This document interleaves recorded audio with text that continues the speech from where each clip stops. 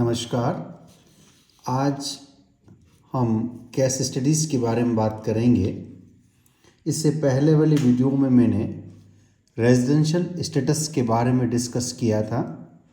Ordinary resident, not ordinary resident और non resident कौन होता है, इसकी बेसिक कंडीशन, एडिशनल कंडीशन और डिटेल में पढ़ी थी। हमने थ्योरेटिकल एस्पेक्ट को हमने समझाया था।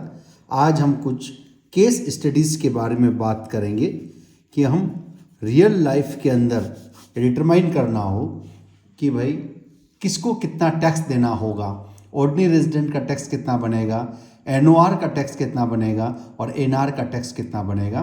तो एक हाइपोथेटिकल केस स्टडीज़ हम आज डिस्कस करेंगे ताकि जो रूल्स हमने पहले पढ़े उनको हम इम्प्लीकेशन समझ पाएँ। क्योंकि सबसे इम्पोर्टेंट पॉइंट जो होता है कि जो थियरी आप पढ़ते हैं उसको एक्चुअल लाइफ के अंदर उसको इम्प्लीमेंट करना हमें आना चाहिए। आइए हम पहला केस स्टडी लेते हैं। The incomes of doctor Tughlaq for the previous year 21-22 are as follows. ये कुछ इनकम दे रखी हैं आपको, ये 8 इनकम दे रखी है। 1 बाय 1 इनकम डिस्कस करेंगे और आपको उनकी इस इनकम का असेसमेंट आपको करना है। आप यह मानकर करिए कि यदि तुगतक ऑर्डिनरी रेजिडेंट हो तो क्या फ़र्क पड़ेगा, एनओआर होगा तो कितना टैक्स देना होगा और एनआर होगा तो कितना टैक्स देना पड़ेगा। तो देखिए, पहला है profit from business in Nepal received in India. Income India में रिसीव हो गई तो आपको हमने बताया कि 2 तरह की इनकम होती है, Indian income and foreign income. Indian income वो इनकम होती है जो या तो इंडिया में एक्रूड हो जाती है या इंडिया में रिसीव हो जाती है। और चूंकि इंडिया रिसीव किस में हुई है, इंडिया में हुई। Accrued anywhere in the world, कहीं पर भी एक्रूड हो उससे कोई फर्क नहीं पड़ता है। If income is being received in India तो वो इंडियन इनकम कहलाएगी और इंडियन इनकम पर तीनों को टैक्स देना पड़ता है। तो यहाँ पर देखिए, चाहे वो ऑर्डिनरी रेजिडेंट हो चाहे नॉट ऑर्डिनरी रेजिडेंट हो, तीनों ही केस में 50,000 पर टैक्सेबल इनकम हो जाएगी। तो profit from business in Nepal received in India, तो चूंकि इंडिया में रिसीव हो गई तो इंडियन इनकम हो गई और इंडियन इनकम होते ही ओआर, एनओआर और एनआर तीनों टैक्स देना पड़ता है। तो profit from business from Nepal received in India तीनों ही कैटेगरी में टैक्सेबल होगी। तीनों कैटेगरी का मतलब कि मिस्टर तुगतक तो प्रीवियस ईयर में एक ही होगा, या तो ओआर होगा या एनओआर होगा या एनआर होगा। जैसे सिचुएशन है तो हम तीनों सिचुएशन को एज्यूम करके चल रहे हैं। यदि ओआर हैं तो भी टैक्स देना है इस इनकम के ऊपर, एनओआर है तो भी टैक्स देना है और एनआर है तो भी टैक्स देना है, क्योंकि ये इनकम इंडिया में रिसीव्ड हुई है। Number 2, income from agriculture in England, it is all spend on the education of children in London 80,000। England में एग्रीकल्चर इनकम हुई आपकी, तो इनकम फॉरेन इनकम हुई। तो पहले आप सबसे पहले डिसाइड करिए कि वो इंडियन इनकम है या फॉरेन इनकम है। तो यदि एक्रूड और रिसीव्ड दोनों इंडिया के बाहर हो जाती है तो वो फॉरेन इनकम कहलाती है। तो चूंकि एग्रीकल्चर लैंड कहाँ सिचुएटेड है, इंग्लैंड के अंदर, रिसीव्ड कहाँ हो रहा है, इंग्लैंड के अंदर, तो एक्रूड भी इंग्लैंड में हुआ, रिसीव्ड भी इंग्लैंड में हुआ, तो ये फॉरेन इनकम हो गई। ओके, और फॉरेन इनकम के ऊपर केवल और केवल ओआर को टैक्स देना होता है, एनओआर और एनआर को टैक्स नहीं देना होता है। और फिर आगे कहा, क्या कहा उन्होंने, spend on education of children in London. इस बात का कोई फर्क नहीं पड़ता है कि वो इनकम स्पेंड कहाँ करते हैं, the place of expenditure does not matter, उसको आप इग्नोर कर दीजिए। तो ये इंडिया के बाहर एक्रूड हुई, इंडिया के बाहर रिसीव हुई, तो ये फॉरेन इनकम कहली जाएगी और फॉरेन इनकम केवल ओआर के लिए टैक्सेबल होगी। तो देखिए, ये income from agriculture in England taxable for ordinary resident केवल 80,000 यहाँ आएगा, एनओआर में नहीं आएगा और एनआर में नहीं आएगा। तो केवल ऑर्डिनरी रेजिडेंट है तो उसको टैक्सेबल इनकम कैलकुलेट करेंगे। तीसरी income, income from house property in Iran received in India. अब देखिए, इनकम अर्न हुई ईरान के अंदर लेकिन रिसीव्ड कहाँ हो गई, इंडिया में रिसीव हो गई। और जो ही इंडिया में रिसीव होती है वो इंडियन इनकम कहलाती है। तो Indian income is taxable for all types of employee, चाहे वो ओआर हो, चाहे एनओआर हो, चाहे एनआर हो। तो देखिए, income from property received in India 1,80,000 तीनों के लिए टैक्सेबल हो जाएगी। तो तुगतक चाहे ऑर्डिनरी रेजिडेंट हो, चाहे वो एनओआर हो और चाहे एनआर हो, in all 3 cases the entire amount ₹1,80,000 would be taxable in the hands of the Tughlaq, ये टैक्सेबल हो जाएगी। अब आइए fourth point, profit of business establish in Bhutan deposited in a bank there ₹2 lakh. Bhutan में बिजनेस था, वही बैंक में पैसा जमा करा दिया, तो रिसीव्ड कहां हुआ? भूटान में हुआ। एक्रूड कहां हुआ? भूटान में हुआ, क्योंकि बिजनेस भूटान में किया जा रहा है, इसलिए एक्रूड भूटान में हुआ, रिसीव्ड भूटान में हुआ, और भूटान इंडिया से बाहर है, तो दोनों इंडिया से बाहर हुआ, तो इनकम कौन सी हो जाएगी? फॉरेन इनकम हो जाएगी। और फॉरेन इनकम पर टैक्स किसको देना पड़ता है? केवल OR को देना पड़ता है। लेकिन आगे क्या लिखता है? This business is control in India, और जो ही बिजनेस इंडिया से कंट्रोल हो जाता है तो NOR के लिए भी टैक्सेबल हो जाता है। तो foreign income is taxable only for ordinary resident. और फॉरेन इनकम कौन सी होती है? जो इनकम इंडिया के बाहर एक्रूड हुई हो और इंडिया के बाहर रिसीव हुई हो। ये भूटान में हुई तो फॉरेन इनकम है। लेकिन यदि इनकम इंडिया से कंट्रोल होती है, यानी जिस बिजनेस से इनकम अर्न की जा रही है और that business is being control through India, तो OR और NOR दोनों की टैक्स हो जाएगी। और उसमें आगे और क्या लिखता है? आउट ऑफ ₹2 लाख, जो 2 लाख रुपये उसमें कमाए, a sum of ₹1 lakh is remitted to India. 1 lakh India में भेज दिया।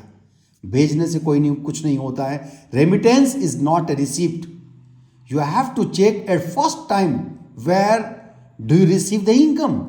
और in this case income is received in Bhutan, तो भूटान में ही रिसीव हुआ, भूटान में ही इनकम अर्न हुई। लेकिन चूंकि बिजनेस इंडिया से कंट्रोल हो रहा है तो OR और NOR दोनों ही केस में 2 लाख का टैक्स होगा।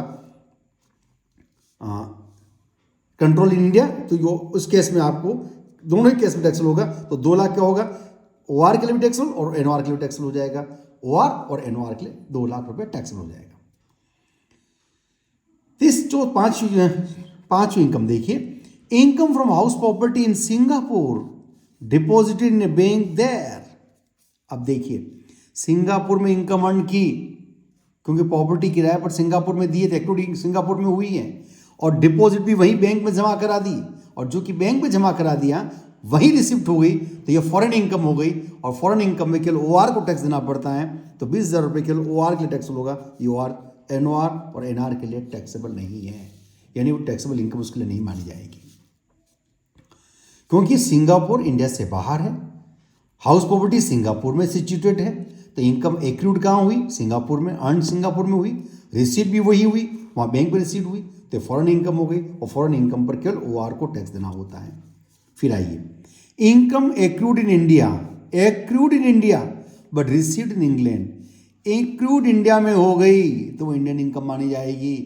एनीवेयर इन द वर्ल्ड कहीं भी रिसीव करें, डजेंट मैटर, इंडियन इनकम कहलाएगी। और इंडियन इनकम जो 90,000 है वो तीनों ही केस में टैक्स देना पड़ेगा, चाहे आप NOR हो, चाहे NR हो, चाहे OR हो। तो तीनों को कैसे? 90,000, 90,000, 90,000 तीनों के टैक्सेबल हो जाएगा, तीनों के टैक्सेबल हो। फिर आइए, profit earn from business in Udaipur. अब चूंकि उदयपुर राजस्थान में है, राजस्थान इंडिया में है, तो इसका मतलब क्या हुआ? इंडियन इनकम हो गई, तो तीनों टैक्स 60, 60, 60। और past untaxed foreign income brought in India during the previous year 10,000।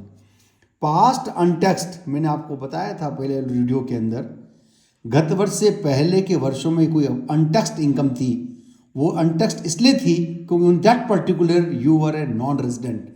और यदि आप फॉरेन इनकम अर्न करते हैं, नॉन रेजिडेंट है तो होते हैं, तो इंडिया में टैक्स नहीं देना पड़ता है। तो उस वर्ष की यदि कोई पास्ट अनटैक्स्ड इनकम आपके पास पड़ी हुई है और वो गत वर्ष में इंडिया में लेके आते हैं, तो एग्जेम्प्ट फॉर ऑल 3 टाइप्स, तो तीनों के लिए एग्जेम्प्ट होगा, तीनों को टैक्स नहीं देना है। तो आप अब इनकी इनकम की टोटल लगा दें, यदि वो ऑर्डिनरी रेजिडेंट हैं तो 6,80,000 रुपये उसकी टोटल इनकम टैक्सेबल हो जाएगी। यदि वो NOR है तो 5,80,000 हो जाएगी, और यदि वो NR है तो 3,80,000। मैंने टोटल लगा दी तीनों कॉलम की। तो हमने सिचुएशन को एज्यूम किया कि OR है तो इतना टैक्स देना पड़ेगा, टैक्सेबल इनकम होगी, NOR है तो इतनी टैक्सेबल इनकम होगी, और NR है तो 3,80,000 रुपये। तो ये केस स्टडी बिल्कुल सिंपल मैंने आपको समझाया, इससे क्लियर समझ में आ गया कि कौन सी इनकम पर टैक्स आपको देना है। तो नटशेल में हम कह सकते हैं 2 तरह की इनकम होती है, Indian income and foreign income. आप सिर्फ देखिए एक्रूड और रिसीव्ड कहाँ हो रहा है, दोनों में से कोई एक इंडिया में हो गया तो तीनों को टैक्स देना है। दोनों इंडिया से बाहर हो रहा है तो केवल OR को टैक्स देना है। दोनों इंडिया से बाहर हो रहा है but business is control through India, तो OR और NR दोनों को टैक्स देना होगा। आइए एक केस स्टडी और समझने का प्रयास करते हैं, रूल्स को देखिए। एक और केस देखिए। Mister Shubham has the following incomes for the previous year ending 31 मार्च 2022, यानी हमारा प्रीवियस हो गया 21-22, और 21-22 में जो इनकम अर्न की वो दे रखा है। नंबर 1, इसमें भी हम ये एज्यूम करके चल रहे हैं कि शुभम OR है तो कितना टैक्सेबल इनकम होगी, NOR है तो कितनी टैक्सेबल होगी, और NR होगा तो कितना टैक्सेबल इनकम होगी। तो income from salary from government of India, अब ये गवर्नमेंट ऑफ इंडिया से टैक्सेबल है, और जो ये गवर्नमेंट ऑफ इंडिया है इसका मतलब इंडिया में एक्लूड हो गई। गवर्नमेंट इंडिया गवर्नमेंट की सैलरी पे कर रही है, इसका मतलब इंडियन इनकम के ले जाएगी, ये इंडियन इनकम हो गई। He lived in America for some month due to his service and received salary for such period there. चाहे रिसीव उसने वहाँ किया हो अमेरिका के अंदर, चूँकि 2,90,000 इंडियन इनकम है, इंडिया गवर्नमेंट दे रही है, तो तीनों ही केस में टैक्सेबल इनकम हो जाएगी। तो 2,90,000, 2,90,000, 2,90,000, क्योंकि इंडियन इनकम हो गई। Interest from a foreign company received in America, interest from foreign company, ये फॉरेन कंपनी है यानी इंडियन कंपनी नहीं है। रिसीव्ड कहाँ हुई, अमेरिका में हुई, and deposit in a bank there, और वही बैंक में जमा करा दिया 50,000 रुपये। तो फॉरेन कंपनी, इसका मतलब इंडिया के बाहर आपकी इनकम एक्लूड हुई है। रिसीव्ड इंडिया के बाहर हुई है, जब दोनों इंडिया से बाहर होती हैं तो फॉरेन इनकम कहलाती है, और फॉरेन इनकम पर केवल OR को टैक्स देना पड़ता है, ये OR को टैक्स देना पड़ेगा 50,000 पर, और NOR और NR को टैक्सेबल इनकम नहीं होगी। Third point, income from house property in India, अब क्या लिखा, इन इंडिया आ गया, और रिसीव्ड इन ऑस्ट्रेलिया, रिसीव्ड कहीं पर भी हो कोई फर्क नहीं पड़ता है, इंडिया में हो गया है तो ये इंडियन इनकम कहलाएगी, और इंडियन इनकम बनते ही तीनों को टैक्स देना होगा। 16,000 पर टैक्सेबल इनकम हो जाएगी, 16,000, 16,000, 16,000, ये तीनों की टैक्स आ जाएगी। अब I fourth, his brother gifted him from New York with 60,000, और हमने आप उस दिन भी पहले वाले वीडियो में बताया था, गिफ्ट जो होता है अंडर सेक्शन 56 में जो रिसीवर होता है उसके लिए टैक्सेबल होता है, but if gift is being received from relative, यदि अपने संबंधियों से रिसीव करते हैं तो पूरा का पूरा एग्जेम्प्ट होता है, तो 60,000 पूरा एग्जेम्प्ट हो जाएगा। किनों को तीनों ही केस में, चाहे वो OR हो, चाहे वो NOR हो, चाहे NR हो, तीनों ही केस में गिफ्ट एग्जेम्प्ट है, क्योंकि ये रिलेटिव से लिया गया है।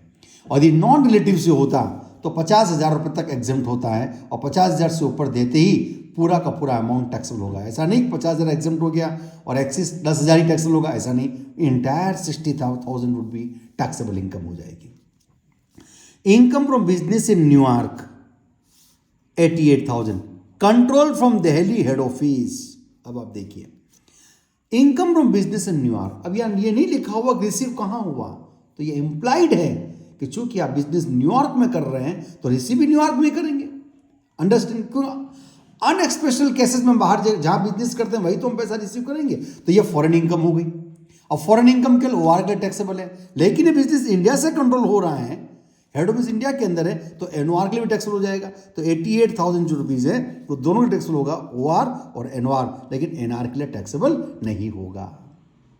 अब आइए 6 point, income from business in Mumbai, ये मुंबई आ गया, मुंबई में इंडिया, और इंडिया में रिसीव हो गई है, बिजनेस हो रहे हैं तो इंडिया में एक्लूड हो गया, और मैनेज इन अमेरिका, कोई फर्क नहीं पड़ता कहीं से अमेरिका करें, ये इंडियन इनकम कहलाएगी, और ये पूरा का पूरा इनकम तीनों का टैक्सेबल होगा, 2,22,000, 2,22,000, 2,22,000। ठीक है, अब चलिए, income was earn in America, received there but brought in India ₹18,000। अब आप देखिए, मैंने आपको कहा आप ये चेक करिए कि इनकम अर्न कहाँ हुई, इस केस में अर्न कहाँ हुई, अमेरिका में हुई, रिसीट कहाँ हुई, अमेरिका में हुई। फिर रेमिटेंस इंडिया में क्या, remittance does not mean receive, remittance का मतलब रिसीव नहीं है, रेमिटेंस का मतलब टू सेंड द मनी, यानी पहले आपने अमेरिका में रिसीव कर लिया, फिर आपने इंडिया के अंदर पैसा भेजते हैं, आपके पेरेंट्स को भेजते हैं, अपने वाइफ को पैसा भेजते हैं, वो रेमिटेंस कहलाता है, और रेमिटेंस इज नॉट रिसिप्ट। तो रिसिप्ट भी इंडिया के बाहर हुआ है, एक्रूड भी इंडिया से बाहर हुआ है, तो ये फॉरेन इनकम हुई, तो 18,000 केवल OR को टैक्स देना होगा, तो OR के लिए टैक्सेबल इनकम होगी 18,000, NOR NR दोनों के लिए टैक्सेबल नहीं होगी। और लास्ट देखिए, interest on debenture from Indian company, ये इंडियन कंपनी आ गई, जो ही इंडियन कंपनी हुई मतलब एक्लूड इंडिया में हो गया। रिसीव्ड इन न्यूयॉर्क, न्यूयॉर्क में रिसीव किया हुआ है, विदेश में किया कोई फर्क नहीं पड़ता है, लेकिन अर्न इंडिया में हो गई है और स्पेंड्स देयर, और खर्चा भी न्यूयॉर्क में कर दिया। देखिए, application of money is not a criteria to decide the tax liability. Spend कहीं भी करें वो क्राइटेरिया नहीं होता है, आप पैसा रिसीव कहाँ किया और एक्लूड क्या कहाँ किया। इस केस में रिसीव तो अमेरिका में की, न्यूयॉर्क में किया है, लेकिन अर्न इंडिया में हुआ है, इसलिए तीनों को टैक्सेबल इनकम होगी, तो 26,000 तीनों को टैक्सेबल हो जाएगी, 26, 26, 26। तो आप देखिए तीनों टोटल लगा दीजिए। देखिए तो पहला केस में टोटल आ रहा है 7,10,000, 6,42,000 और 5,54,000। यानी यदि मिस्टर शुभम ऑर्डिनरी रेजिडेंट बनता है तो उसको 7,10,000 की टैक्सेबल इनकम आएगी। एनओआर बनता है तो 6,42,000 रुपये उसकी टैक्सेबल इनकम आएगी, और यदि वो नॉन रेजिडेंट बनता है तो 5,54,000 होगी। यानी यदि वो नॉन रेजिडेंट रहता है तो सबसे बेस्ट माना जाता है कि नॉन रेजिडेंट में आपकी टैक्स लायबिलिटी सबसे कम है, सबसे कम टैक्स लायबिलिटी बनती है। तो यहाँ कुछ टैक्स प्लानिंग की भी बात कर लें अपन कि हमें ट्राई करना चाहिए कि एनआर बने, हम जहाँ तक हो सके हम एनआर बनने की कोशिश करें, नॉन रेजिडेंट बनने की कोशिश करें। यदि आप नॉन रेजिडेंट बनेंगे तो निश्चित रूप से आपकी टैक्स लायबिलिटी कम से कम होगी, और जो ही आपने ओआर बन गए तो ओआर बनते ही आपकी टैक्स लायबिलिटी बढ़ जाएगी, सबसे ज़्यादा टैक्स लायबिलिटी बढ़ेगी। अब क्वेश्चन रेज होता है कि कैसे प्लानिंग करें कि हम रेजिडेंट रह पाए। अब देखिए, ऑर्डिनरी रेजिडेंट बनने के लिए सबसे पहली कंडीशन क्या है कि यदि आप, हमने कहा कि 182 दिन से कम दिन भारत में रहना चाहिए। यदि आप इंडिया एम्प्लॉयमेंट पर्पस के लिए इंडिया छोड़ के जा रहे हैं, या as a member of shipping crew India छोड़कर जा रहे हैं, राइट, और या इंडियन ओरिजिन है और इंडिया के बाहर आप रहते हो और इंडिया में विजिट पर्पस के लिए आते हैं, तो उस केस में क्या है, 182 डेज इंडिया से ज़्यादा रहेंगे तो बेसिक कंडीशन पूरी मानी जाएगी। और जो ये 182 डेज रह गए तो बेसिक कंडीशन पूरी हो जाती है और आपको इंडिया के अंदर रेजिडेंट बन जाएंगे। अब आप चाहते हैं कि मैं 182 से ज़्यादा भी रह जाऊं और फिर भी मेरे टैक्स नहीं लगे, तो आप क्या करें, अपने रहने का जो टाइम फ्रेमवर्क है वो 2 असेसमेंट ईयर में, 2 फाइनेंशियल ईयर में स्प्लिट कर दें, क्योंकि ये 182 का जो रूल लागू होता है वो एक फाइनेंशियल ईयर के लागू होता है। जैसे 1 अप्रैल 21 से लेकर के 31 मार्च 22 तक आपका मान लीजिए प्रीवियस ईयर है ये। अब इस प्रीवियस ईयर में आप 182 दिन से ज्यादा रहना चाहते हैं, आप रह सकते हैं, तो आप क्या करें, प्लानिंग इस ढंग से करें, जैसे एम्प्लॉयमेंट पर्पज के लिए इंडिया से बाहर जा रहे हैं तो आपके लिए 182 का रूल लगेगा। तो आप क्या करें कि आप ऐसा करें कि जैसे दिसंबर मैंने स्टार्ट किया, दिसंबर में, तो 1 दिसंबर को, दिसंबर, जनवरी, फरवरी और मार्च, ये 4 महीने हुए, तो दिसंबर की 31 दिन, जनवरी की 31 दिन, फरवरी के 28 और मार्च की 31, 1, 2, 3, 11, 4, 7, 9, 3, 12, 121 हुए। और आप नवंबर भी रह सकते हो, नवंबर के 30 दिन और जोड़ दें, 151 दिन हुए। अब नवंबर से लेकर के आप मार्च तक इंडिया में रह जाइए, फिर मार्च के बाद भी इंडिया में रह सकते हैं, तो जब इंडिया में नेक्स्ट 180 दिन और रह सकते हैं इंडिया के अंदर, 181 दिन, तो कुल मिलाकर 360 दिन रहने के बावजूद भी आप ओआर नहीं बन पाएंगे, क्योंकि 2 फाइनेंशियल ईयर में चले जाएंगे, फिर आप 22-23 में आ जाएगा, तो 21-22 में आप 150 दिन ही रह रहे हैं, तो 122 दिन से कम हो जाएगा, और नेक्स्ट फाइनेंशियल ईयर में भी तो आपके, लेकिन कंटिन्यूटी में इंडिया में रह सकते हो। ऐसे ही मान लीजिए आप सेकंड कंडीशन में आ रहे हो 60 दिन के लिए, 60 दिन से ज़्यादा इंडिया में प्रीवियस में रह गए, मान लीजिए पहले के 4 सालों में 365 दिन आप हैं और 60 दिन से ज़्यादा रहना चाहते हैं, तो आप 2 फाइनेंशियल ईयर में स्प्लिट कर दें तो आपको ओआर बनने से रुक जाओगे और एनआर बन जाओगे। तो ये कुछ प्लानिंग आप कर सकते हो। तो नॉन रेजिडेंट, जैसे आप इंडिया में रहने के लिए आते हैं, आपकी परिवार यहाँ रहती है, फैमिली यहाँ रहती है और आप इंडिया से बाहर रहते हो, अब मान लीजिए यहाँ आकर के आपने 122 दिन से ज़्यादा रह गए या 60 दिन से ज़्यादा रह गए, तो आपकी फॉरेन की इनकम पर टैक्स इंडिया में देना पड़ जाएगा। तो आप 60 दिन से ज़्यादा रहना चाहते हैं तो 2 फाइनेंशियल ईयर में आप टुकड़ों में रहें, फरवरी में आइए और जुलाई अगस्त में जाइए, लगातार आप 119 दिन तक रहिए, कोई फर्क नहीं पड़ेगा और आपका कोई टैक्स लायबिलिटी नहीं बनेगी। तो इस तरह से आप इसमें कैलकुलेशन कर सकते हो। आइए एक केस स्टडी और डिस्कस करते हैं आपके साथ, ताकि आपको कंसेप्ट क्लियर हो जाए। अब इसमें मैं आपको दोनों को मिक्स करके बता रहा हूँ कि रेजिडेंट स्टेटस का निर्धारण कैसे होगा और टैक्स लायबिलिटी भी कैसे कैलकुलेट, टैक्सेबल इनकम भी कैसे निकालेंगे। तो ये क्वेश्चन आप ध्यान से देखिएगा। मिस्टर मुक्तक who is of Indian origin, ध्यान दीजिएगा, Indian origin, who is Indian origin, और इंडियन ओरिजिन है, लिव्स इन यूएसए, यूएसए में रहता है, furnish the following particulars of his income and other information for the previous year 21-22। He stayed in India, 17-18 से 21-22 तक कितने दिन इंडिया में रहा वो आपको दे रखा है कि प्रीवियस ईयर में 140 दिन रहा, 20-21 में 240 दिन रहा, 19 में 30 दिन रहा, 18-19 में 100 दिन रहा, 17-18 में एक भी दिन नहीं रहा। प्रीवियस ईयर ही comes to India for attending the marriage of relative, गत वर्ष में इंडिया में मैरिज अटेंड करने के लिए आता है, विजिट पर्पस के लिए आता है। He earn the following income during the previous year, ये उसने इनकम अर्न की। अब यहां पर दो बातें आपको ध्यान करनी है, एक तो आपको निकालना है इसका रेजिडेंशियल स्टेटस निकालना है, बताइए इसका रेजिडेंशियल स्टेटस क्या होगा, ये हमें निकालना है। अब देखिए, चूंकि वो इंडियन ओरिजिन है, इंडिया के बाहर रहता है और इंडिया में विजिट पर्पस के लिए आता है, तो आपको याद हो तो बेसिक कंडीशन की एक अल्टरनेट कंडीशन और थी। बेसिक कंडीशन में दो कंडीशन थी, ए और बी, लेकिन बी कंडीशन क्या थी, गत वर्ष में 60 दिन इंडिया में रहता हो और गत वर्ष के पहले के 4 वर्षों में 365 दिन भारत में रहता हो, ये दोनों कंडीशन पूरी करता तो बेसिक कंडीशन पूरी मानी जाती है। But this condition is not applicable to those persons, those individuals who are living outside India and coming to India for the visiting purpose, ये अल्टरनेट अवेलेबल नहीं है, उनके लिए हम 182 दिन देखते हैं।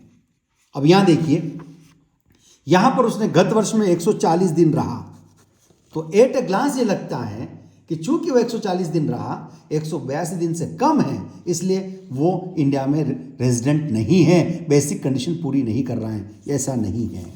अब यहां पर मेरे को आप एक नया प्रोविजन जो फाइनेंशियल 21-22 से जो लागू हुआ है वो है deemed to be NOR, not ordinary resident. मैंने एक बताया था सेक्शन, आपको याद हो, सेक्शन 6(6)(c) में डिम्ड टू बी ओरिजिन दो तरह के मैंने कंडीशंस बताई। अब चूंकि ये 140 दिन इंडिया में रहा तो 182 दिन से कम है, तो बेसिक कंडीशन पूरी नहीं हो रही है। लेकिन बेसिक कंडीशन पूरी नहीं होती है तो डिम्ड टू बी ओरिजिन माना जाएगा यदि 4 कंडीशन पूरी हो जाए। वो कौन कौन सी, देखिए, आइए। वो इंडियन सिटीजन है, यस, सेटिस्फाई हो रही सेक्शन 6(6)(c) की। He is in India for a period of 120 days, उसमें अपने आपको बताया कि कम से कम वो 120 दिन भारत में रहता हो और ये 140 दिन भारत में रह रहा है, तो सेटिस्फाइड कर रहा है। He was in India for 140 days, satisfied हो गया। एंड 365 डेज और मोर ड्यूरिंग द 4 years, और यहां पर देखिए 370 दिन भारत में रहता है, 240, 30 और 100, ये 370 दिन हो रहा है, तो 365 दिन से ज़्यादा हो रहा है। मैंने आपको याद हो, आपको उसमें हमने बताया इंडियन सिटीजन होना चाहिए, इंडियन ओरिजिन होना चाहिए। नंबर 2, उसकी टोटल इंडियन इनकम 15 लाख रुपए से ज़्यादा होनी चाहिए। तीसरा, गत वर्ष में 120 दिन भारत में रहता हो और गत वर्ष के पहले के 4 वर्षों में 365 दिन भारत में रहता हो। और चौथा, विजिट पर्पस के लिए आता हो। यदि 4 कंडीशन पूरी होती हैं तो वो डिम्ड टू बी NOR माना जाता है, डिम्ड टू बी NOR माना जाएगा। तो 4 कंडीशन वापस सुन लीजिए। वो इंडियन सिटीजन या इंडियन ओरिजिन होना चाहिए, इंडियन इनकम 15 लाख रुपए से ज़्यादा होनी चाहिए फॉरेन इनकम का एक्सक्लूड करते हुए। तीसरी, वो इंडिया में गत वर्ष में कम से कम 120 दिन से ज़्यादा रहता हो और गत वर्ष के पहले के 4 वर्षों में 365 दिन रहता हो। और चौथा, वो इंडिया में विजिट पर्पस के लिए आता हो। If this all 4 conditions are satisfied then he or she will be treated as a deemed to be not ordinary resident. अब यहाँ आइए, तो पहली कंडीशन वो इंडियन सिटीजन और इंडियन ओरिजिन है, वो कंडीशन पूरी हो रही है। सेकंड कंडीशन 120 दिन से ज़्यादा है और गत वर्ष के पहले के 4 वर्षों में 365 दिन भारत में रहना चाहिए, वो पहले के 4 वर्षों में 370 दिन रह रहा है, ये कंडीशन भी पूरी हो रही है। फिर चलिए उसकी टोटल इनकम देखिए।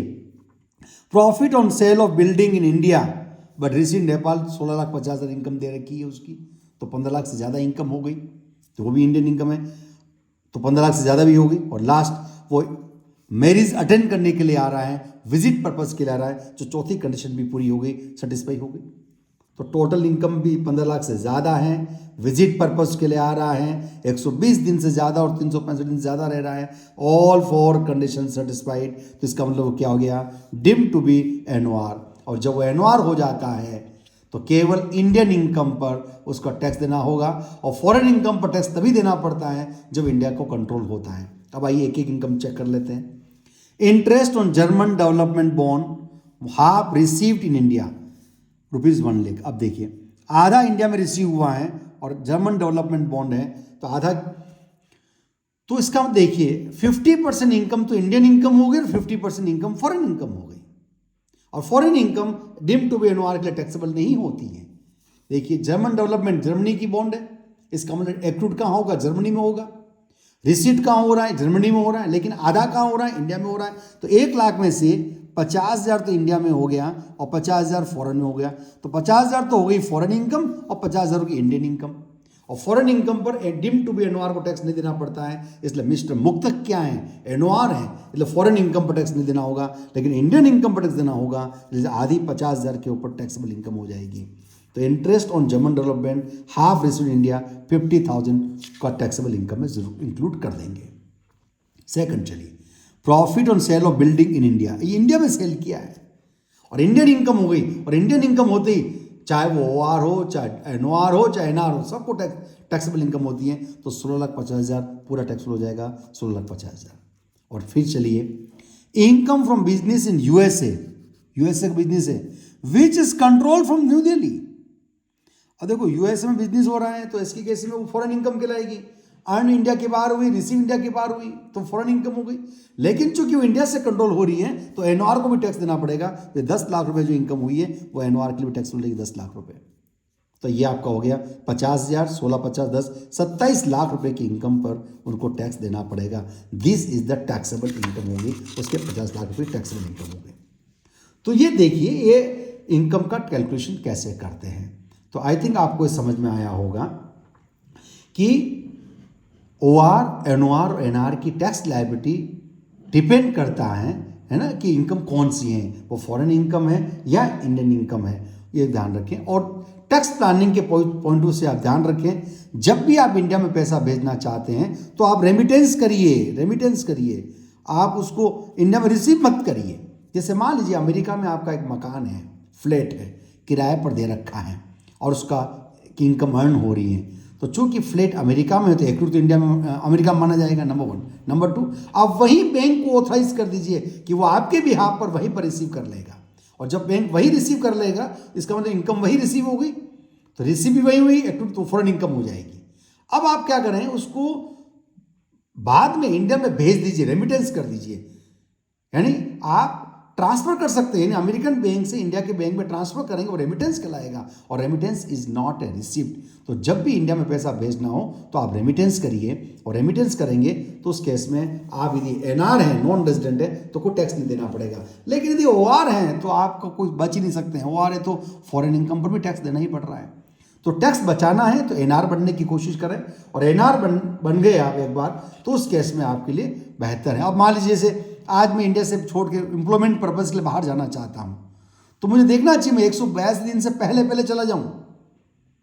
जैसे आज यदि हम बात करें कि मान लीजिए आज हमारा 24 दिसंबर है, अब 24 दिसंबर को मैं इंडिया छोड़ के जाता हूं आज, तो देखिए तो अप्रैल, तो मेरा मंथ स्टार्ट हो गया, अप्रैल, मई, जून, जुलाई, अगस्त, सितंबर, अक्टूबर, नवंबर और दिसंबर। 1, 2, 3, 4, 5, 6, 7 महीने ऊपर हो गए, 8 महीने, 8 महीने होते लगभग 240 दिन हो गए, यानी मैं 122 दिन से ज़्यादा रह गया, तो मैं रेजिडेंट बन गया। अब मैं इंडिया छोड़ के जाऊंगा और फॉरेन में ही रिसीव करता हूँ, फॉरेन में ही अर्न करता हूँ, तो भी इंडिया में टैक्स देना पड़ेगा। तो मुझे 180 दिन से पहले इंडिया छोड़ देना चाहिए था, यानी अप्रैल, मई, जून, जुलाई, अगस्त, सितंबर, 30 सितंबर से पहले छोड़ के चला जाऊंगा तो वो 182 दिन से कम होंगे, और 182 दिन से कम इंडिया में रहूंगा तो मैं रेजिडेंट नहीं माना जाऊंगा। तो थोड़ा टैक्स प्लानिंग का ध्यान में रखते हुए आप करेंगे तो टैक्स लायबिलिटी को बचाया जा सकता है। तो 182 दिन होने से पहले इंडिया छोड़ दीजिए ताकि आप एनआर बन जाएंगे, और जब एनआर बन जाएंगे तो फॉरेन इनकम पर इंडिया में टैक्स में नहीं देना पड़ेगा। तो ये कुछ आज मैंने आपको डिस्कस किया है कि प्रोविजन को कैसे हम अप्लाई कर सकते हैं। तो ये रेजिडेंस स्ट्रेस पर मैंने आपको 4 वीडियो मैंने बता दिए। फर्स्ट में मैंने केवल इंडिविजुअल का कंसेप्ट बताया, सेकंड के अंदर मैंने इंडिविजुअल का प्रैक्टिकल्स प्रॉब्लम्स बताई थी कैसे इंडिविजुअल हो सकता है, फिर मैंने आपको HUF कंपनी और फर्म के कैसे हो सकता है कैलकुलेशन वो हमने सिखाया था, और लास्ट में आज हमने इंसिडेंस ऑफ टैक्स के प्रैक्टिकल क्वेश्चंस हमने किए हैं। ये प्रैक्टिकल केस स्टडीज़ आपको समझाने की कोशिश की। होप कि आपको समझ में आया होगा। Thank you very much.